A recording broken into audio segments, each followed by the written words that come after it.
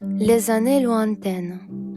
Konstantin Postovski écrivait « J'ai passé mon enfance à Kiev, à côté de la rue Sviatoslavskaya, où de longs hivers duraient dans un appartement uniquement sombre et effrayant. » La vie de cet écrivain, indéniablement doué, avait commencé en Ukraine. Et puis, l'image de son pays d'origine est devenue la source de motivation illimitée pour créer tous ses chefs-d'œuvre. L'histoire de la famille Postovski traverse le champ où se sont rencontrés les Russes et les Turcs pendant une nouvelle guerre épuisante et touche le cœur des Polonais qui luttaient pour la liberté de sa nation contre les usurpateurs russes en 1863. 4 enfants, Konstantin, ses 2 frères aînés, Boris et Vadim, et sa sœur Galina sont les témoins d'un grand chapitre, des circonstances qui bouleversent le destin du monde.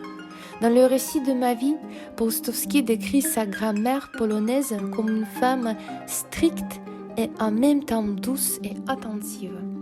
Vikentia Ivanovna portait le deuil après des événements graves de son pays. Par tous les moyens, elle voulait initier son petit-fils à participer au pèlerinage catholique, mais le petit Postovski ne l'a pas accepté. En 1904, Postovski est entré dans le premier lycée à Kiev. Après les disputes, sa famille a beaucoup changé. Pendant plusieurs mois, elle a vécu à Bryansk chez son oncle Nicolas. En 1909, les études au lycée se sont recommencées grâce au soutien des professeurs.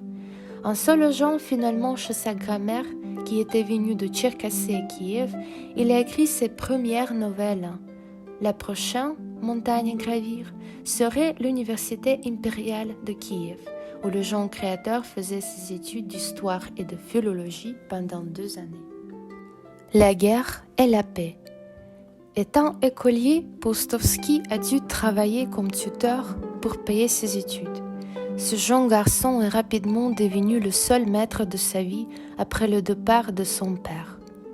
Malgré le fait qu'il s'est rencontré face à face avec la réalité très tôt, le monde de l'imagination n'a pas perdu le charme pour lui. Postovski était passionné par l'art d'un autre grand écrivain, Alexander Green.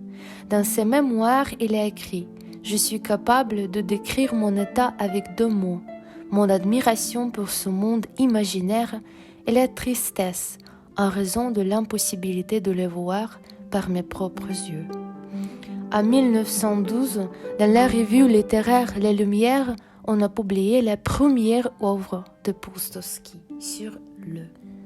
La situation politique a bousculé les rêves de l'écrivain. Au début de la Première Guerre mondiale, Postovski est déménagé à Moscou. Au lieu d'étudier, il travaillait comme chef de train et sanitaire pour se rendre utile. En automne 1915, j'ai parcouru toute la voie de recul de Lublin, Pologne, à Nesvige, Belarus, en train sanitaire. En revenant dans ma troupe, j'ai appris que mes 2 frères ont été tués sur les fronts de bataille différents.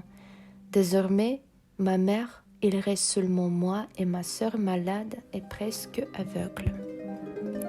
À partir de ce moment-là, il déménageait de ville en ville en travaillant dans des usines. À Taganrog, Postovski est devenu pêcheur. La mer lui a donné une grande envie de continuer son écriture. Pendant un de ses voyages, il a fait connaissance avec Catherine Zagorska. Postovski écrivait « Je l'aime plus que ma mère, plus que moi-même. Elle est la fougue, la créature divine, la joie, l'angoisse, la maladie, la réussite inédite et la torture. » En 1916, ils se sont mariés. Catherine a donné naissance à son premier fils, Vadim, 9 ans plus tard. Les œuvres. Odessa est une ville où Postovski a rencontré tous les écrivains bien connus parmi les membres du personnel du Marin. Avant la Révolution, c'était un petit journal de contrebande qu'on publiait en Égypte, Alexandrie. Comme la partie de la cargaison, les agents d'affaires le transportaient par eux et puis le faisaient distribuer. Les autorités locales ont mis en prévention le conseil de rédaction de ce journal plusieurs fois, mais la résistance a creusé le désir de continuer. L'aventurier Eugène Ivanov, ex-employé du journal Le Mot russe, a appuyé la candidature de Paustovski et lui a proposé de devenir secrétaire. Étonné par l'idée de la création d'une source d'information ambiguë et en même temps attirante, Constantin a accepté la proposition. Le papier des algues de la mer de Sargasse est devenu un matériau de production. Il est remarquable que Paustovski et Ivanov se sont rencontrés sur la plage dite autrichienne à Odessa. On le nommait aussi la plage Langeron, en l'honneur du comte français qui avait eu beaucoup d'influence sur le développement de cette ville touristique au XIXe siècle. À cause de la prononciation des habitants du Sud, le marron est devenu l'obscurité. En russe, ces mots ressemblent beaucoup, mais bien évidemment, le sens négatif du mot l'obscurité attire plus d'attention. Il fallait seulement une demi-heure pour vendre toutes les copies. En 1923, Paustovski est revenu à Moscou. Il est devenu rédacteur d'une agence télégraphique. À cette époque-là, son envie d'écrire s'est beaucoup renforcée. Il a donné naissance à son premier recueil de nouvelles, Contre-navire, et à son premier roman, Les nuages brillants. L'expérience d'être journaliste de revues différentes l'a aidé non seulement à étoffer ses connaissances littéraires, mais aussi à faire des rencontres avec les écrivains doués. Les responsabilités des millions de mots, le rythme alarmant du travail, la nécessité de régler infailliblement le flux de télégrammes, de sélectionner un fait d'une dizaine, c'est le contenu du tempérament du journaliste. Le décès et la mémoire. Les changements rapides ne se sont pas fait attendre. En 1931, après avoir terminé sa nouvelle Kara-Bougaz, Paustovski a quitté son poste pour consacrer le temps à la création des œuvres littéraires.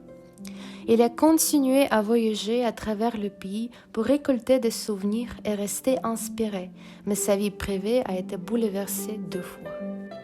Pendant la Seconde Guerre mondiale, Paustovski est devenu correspondant. En réfléchissant sur l'héroïsme et la fidélité aux valeurs humanistes, il a écrit son roman « La fumée de la patrie ».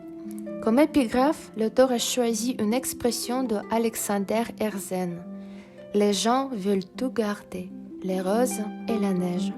Cela signifie la nature de l'homme qui est impuissant face au temps. Le monde se change, mais la beauté et la simplicité restent. Paustovski est parti par la suite en Europe. Les villes d'Italie, de France et de Grande-Bretagne se sont installées sur les pages de ce livre pour toujours. La Rose d'Or est une parfaite illustration de son talent indéniable. Dans cette histoire, Paustovski a essayé de repenser son domaine de l'activité humaine, comme il disait, aussi intéressant qu'étonnant. Au milieu des années 60, la préparation d'un récit autobiographique s'est couronnée de succès. L'écriture est devenue pour moi non seulement un travail, un métier, mais aussi un état d'esprit, une condition de vie. Je me suis rendu compte que je vivais comme dans une histoire imaginaire ou dans un roman. Paustovski a eu le plaisir d'être lauréat du prix Nobel 4 fois, à partir de l'année 1965.